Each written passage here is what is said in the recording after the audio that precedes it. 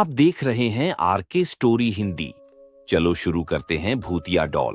क्या आपने कभी सोचा है कि एक गुड़िया भी खौफनाक हो सकती है? क्या कोई गुड़िया किसी की जान ले सकती है? आज हम आपको एक ऐसी ही खौफनाक कहानी सुनाने जा रहे हैं जिसमें एक मासूम सी दिखने वाली डॉल ने पूरे परिवार की जिंदगी बदल दी। यह कहानी है एक रहस्यमयी और भूतिया डॉल की, जिसने अपने मालिकों को कभी चैन से जीने नहीं दिया। कहानी शुरू होती है एक छोटे से शहर में रहने वाले वर्मा परिवार से। वर्मा परिवार में 4 लोग थे, राहुल, उसकी पत्नी सुमन और उनके 2 बच्चे, नंदिनी और आर्यन। एक दिन राहुल अपनी बेटी नंदिनी के लिए एक सुंदर गुड़िया लेकर आया। वह एक पुरानी दुकान से खरीदी गई थी, लेकिन देखने में बहुत ही खूबसूरत थी। लंबे सुनहरे बाल, चमकीली नीली आंखें और लाल रंग की ड्रेस। नंदिनी उस डॉल को देखकर बहुत खुश हुई और उसका नाम सोफिया रख दिया। लेकिन किसी को क्या पता था कि यह गुड़िया उनकी जिंदगी को अंधेरे में धकेलने वाली थी। सोफिया के घर में आने के कुछ ही दिनों बाद अजीब घटनाएं होने लगीं। पहली घटना तब हुई जब सुमन रात में किचन में काम कर रही थी। उसे ऐसा लगा जैसे कोई उसके पीछे खड़ा हो, लेकिन जब उसने पलट कर देखा तो वहां कोई नहीं था। तभी अचानक शेल्फ से बर्तन गिर गए। दूसरी घटना तब हुई जब आर्यन रात को बाथरूम जा रहा था। उसने देखा कि सोफिया की आंखें चमक रही थीं, जैसे वो उसे घूर रही हो। डर के मारे वह चिल्लाते हुए वापस अपने कमरे में भागा। धीरे धीरे पूरे घर में अजीब घटनाएं बढ़ने लगीं।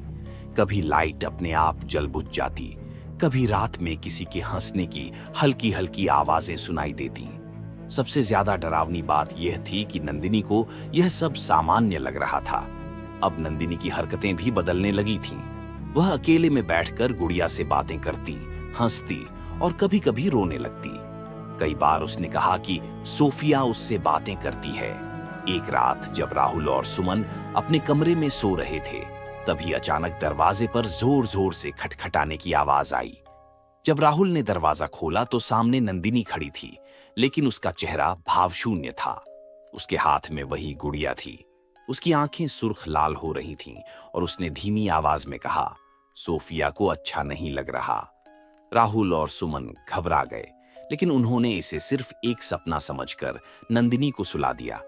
लेकिन उन्हें नहीं पता था कि असली डर तो अभी बाकी था। रात के 3 बजे घर में अचानक तेज चीखने की आवाज आई।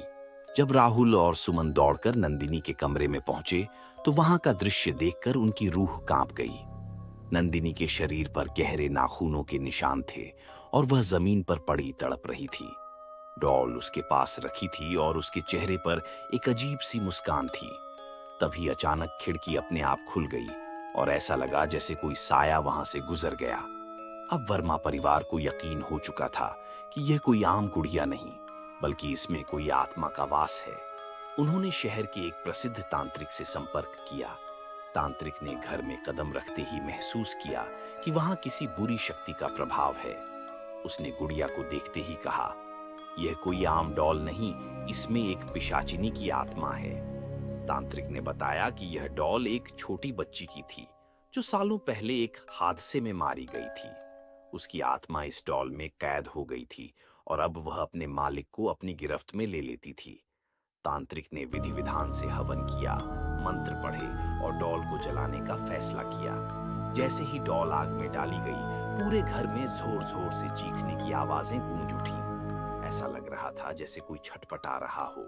लेकिन जैसे ही डॉल जलकर राख हुई, घर में एक अजीब सा सुकून फैल गया। घटना के बाद सब कुछ सामान्य लगने लगा, लेकिन एक दिन आर्यन को अपने कमरे के कोने में कुछ चमकता हुआ दिखा। जब उसने पास जाकर देखा तो वहां वही डॉल रखी थी, बिना किसी जले हुए निशान के। क्या सच में वह आत्मा चली गई थी, या फिर किसी और के घर में नया आतंक मचाने के लिए तैयार थी? वीडियो समाप्त। यहां तक सुन रहे हैं तो प्लीज चैनल को सब्सक्राइब करो।